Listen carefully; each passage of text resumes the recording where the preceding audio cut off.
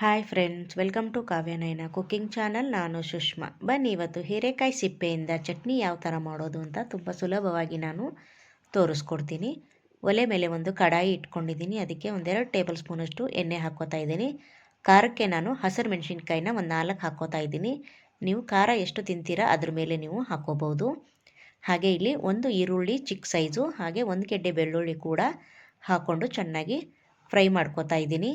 ನೋಡಿ, ಎಣ್ಣೆಯಲ್ಲಿ ಫ್ರೈ ಮಾಡೋದ್ರಿಂದ ಸಾಂಬಾರಾಗಲಿ ಚಟ್ನಿ ಆಗಲಿ ತುಂಬ ಚೆನ್ನಾಗಿರುತ್ತೆ.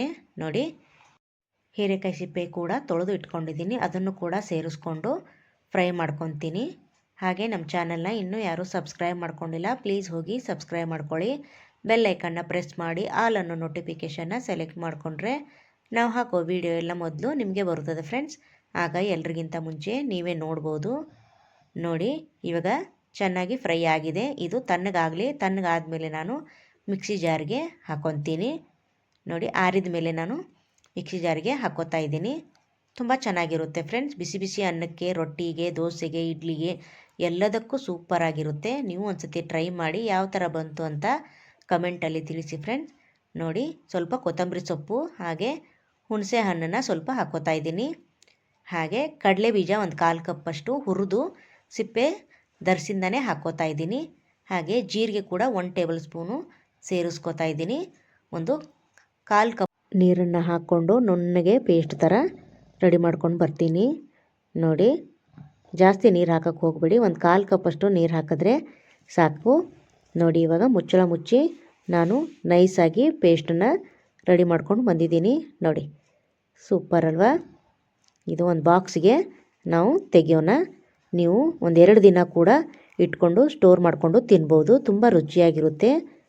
ನೋಡಿ, ಇದಕ್ಕೆ ಒಂದು ಸಿಂಪಲ್ ಒಗ್ಗರಣೆ ಹಾಕ್ಕೊಳ್ಳೋಣ. ಅದೇ ಕಡಾಯಿಗೆ 1 ಟೇಬಲ್ ಸ್ಪೂನಷ್ಟು ಎಣ್ಣೆನ ಹಾಕ್ಕೋತಾ ಇದ್ದೀನಿ.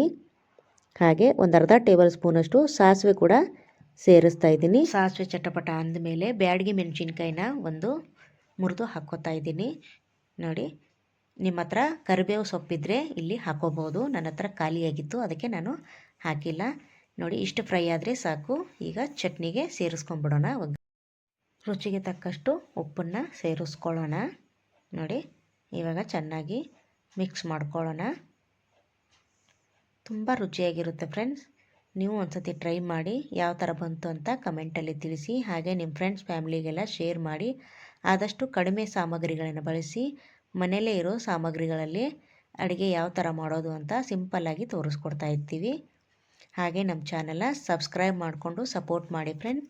ನೋಡಿ, ನಾನಿಲ್ಲಿ ಬಿಸಿ ಬಿಸಿ ಜೋಳದ ರೊಟ್ಟಿಗೆ ಹೀರೆಕಾಯಿ ಸಿಪ್ಪೆ ಚಟ್ನಿನ ಸರ್ವ್ ಮಾಡ್ತಾಯಿದ್ದೀನಿ. ಸೂಪರ್ ಅಲ್ವಾ?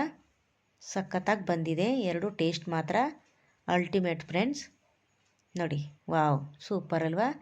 ಹಾಗೆ ನಮ್ಮ ವಿಡಿಯೋ ನಿಮಗೆ ಇಷ್ಟವಾದರೆ ಪ್ಲೀಸ್ ಲೈಕ್ ಮಾಡಿ, ಶೇರ್ ಮಾಡಿ, ಕಮೆಂಟ್ ಮಾಡಿ, ಸಬ್ಸ್ಕ್ರೈಬ್ ಮಾಡ್ಕೊಳ್ಳಿ. Thank you for watching.